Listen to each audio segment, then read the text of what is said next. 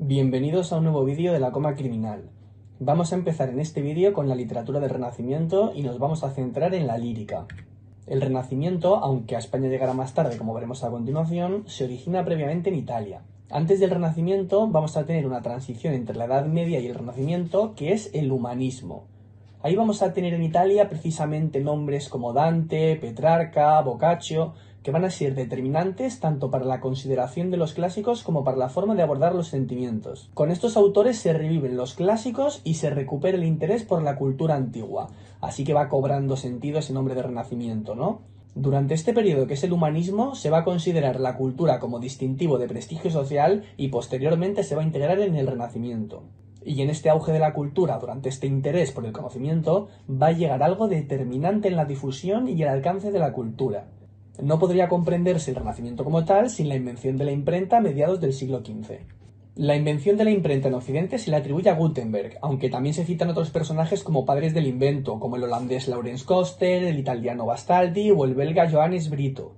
Lo importante aquí no es tanto el nombre que está detrás de la invención de la imprenta, sino qué va a significar esto para la literatura. Con el descubrimiento de la imprenta van a tener mucha mayor difusión las obras literarias y ya no se depende de los monjes que están en los monasterios copiando códices y manuscritos. La consecuencia de esto es que desde mitad hasta final de siglo se instalan imprentas en las principales ciudades europeas y a mediados del siglo XVI va a haber en el mercado 8 millones de libros. Y a finales del siglo XVI, aunque ahora nos faltan 100 años todavía para llegar, habrá unos 20 millones de ejemplares de 15.000 obras. Fijaos en qué importante fue la imprenta para la difusión de la cultura.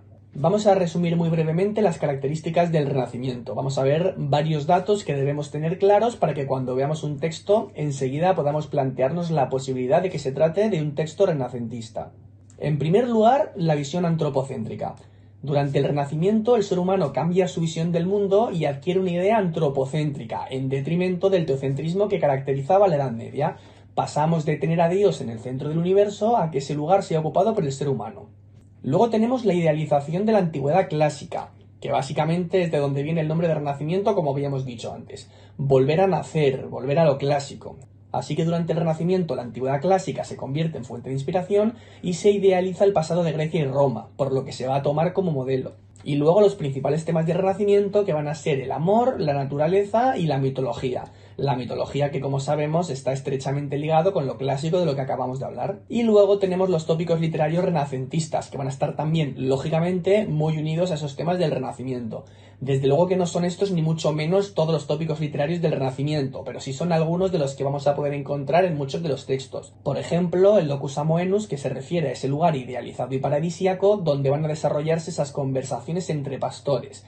Las conversaciones de las églogas de las que hablaremos luego. También, por ejemplo, los tópicos literarios relacionados con el paso del tiempo, como Carpe Diem, Collige Virgo Rosas o Tempus Fugit, o el Beatus Ille, que significa dichoso aquel, que alaba la vida sencilla y que lo veremos, por ejemplo, también cuando analicemos la Oda a la vida retirada de Fray Luis de León. Y ahora vamos a ver cómo llega el Renacimiento a nuestra lírica, cómo se introduce en nuestra poesía. Tenemos una fecha clave que es el año 1526. Como habíamos dicho, en Italia el Renacimiento ya estaba asentado en el siglo XV, pero en España todavía íbamos con algo de retraso.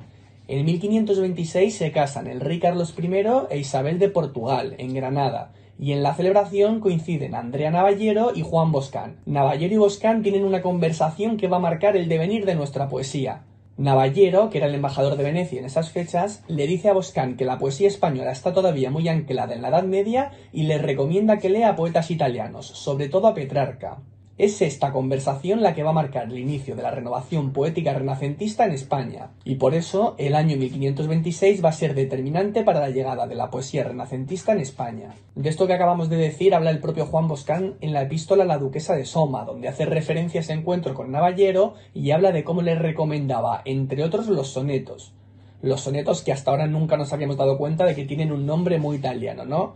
A lo mejor algún futbolero cae en que la liga italiana es el Scudetto, que ellos dicen Scudetto y al soneto lo llaman sonetto. Ellos escriben tanto Scudetto como soneto con dos T's y pronuncian una T en cada sílaba. Pues de la mano de Juan Boscán va a llegar lo que vamos a llamar la lírica italianizante.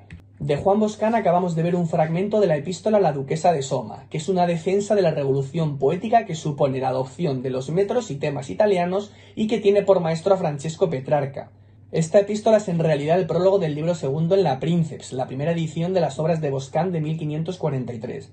Cuando hablamos de la lírica del Renacimiento tenemos que hablar sí o sí de Juan Boscán. Como hemos dicho, tiene mucha culpa de la llegada de la poesía italianizante a nuestra literatura. Boscán trajo el petrarquismo e introdujo los metros y las estrofas italianas. Hasta la fecha en España predominaban los versos octosílabos, dodecasílabos y la cuaderna vía, y a partir de esa conversación con Navallero va a introducir los septasílabos y endecasílabos característicos del Renacimiento. Aunque antes de Juan Boscán ya se habían adoptado en cierto modo los modelos poéticos italianos, como había hecho el Marqués de Santillana por ejemplo, es con Juan Boscán con quien triunfa el italianismo en la poesía española renacentista. Los lazos que establece Boscán entre la literatura italiana y la española se ponen de manifiesto también en la traducción en lengua castellana que hizo de El Cortesano, que es el libro de referencia para la vida en la corte y que codificaba el comportamiento del hombre renacentista, dotado en las letras y en las armas, como veremos posteriormente con Garcilaso de la Vega. Y precisamente con la trayectoria de Garcilaso de la Vega podemos unir la de Juan Boscán, porque de aquella sugerencia de Navallero, que le hablaba de los metros italianos, de los septasílabos y endecasílabos, le habló Boscán a Garcilaso de la Vega, que será quien dotará esa poesía renacentista de una altísima calidad. Así que la poesía de Juan Boscán quizá no fuera tan buena como la de Garcilaso, pero su papel fue determinante para que hoy exista esa brillante obra que es la de Garcilaso de la Vega.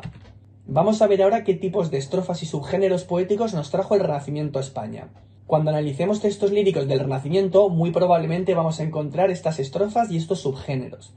Vamos a ver sobre todo cómo durante el Renacimiento el octosílabo, el dodecasílabo y la cuaderna vía ceden protagonismo al heptasílabo y al endecasílabo. Entre las estrofas más frecuentes destacamos el terceto, que se compone de versos endecasílabos con rima consonante y una estructura encadenada.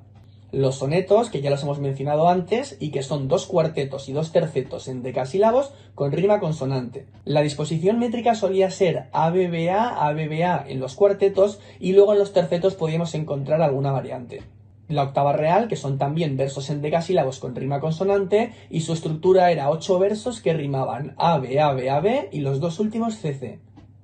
La lira, que son 5 versos heptasílabos y endecasílabos con rima consonante, y la silva y la estancia, que son una sucesión de versos heptasílabos y endecasílabos. Si esta estructura se repite a lo largo de todo el poema, lo vamos a llamar estancia. Y en cuanto a los subgéneros más frecuentes, tenemos en primer lugar la égloga, que es un tipo de composición en el que el poeta expresa sus sentimientos a partir de una conversación entre pastores. Trata el tema amoroso y se ambienta en una naturaleza idealizada, ese locus amoenus del que hemos hablado antes. Hablaremos más de las églogas cuando veamos la obra de Garcilaso de la Vega. La elegía, que es una composición donde el autor expresa el dolor por la muerte de un ser querido o por cualquier otra razón que pueda generar una tristeza profunda. ¿Os acordáis de las coplas a la muerte de su padre de Jorge Manrique, no? Tenemos también la oda, que es una composición lírica donde se ensalza algo a alguien. Conoceremos más sobre las odas también cuando veamos la oda a la vida retirada de Fray Luis de León, donde veremos también el tópico literario de Beatus Ile. Y la epístola, que es una composición donde el poeta se expresa a través de un intercambio de cartas. Ya hemos mencionado antes la epístola a la duquesa de Soma de Juan Boscán. Y ya está todo, al menos por este primer vídeo del Renacimiento. Espero que haya servido para contextualizar el Renacimiento, comprender cómo llega a España y saber qué estrofas, qué temas y qué tópicos literarios van a predominar. Pero como podéis imaginar, falta mucho Renacimiento por ver todavía. Nos vemos en el próximo vídeo.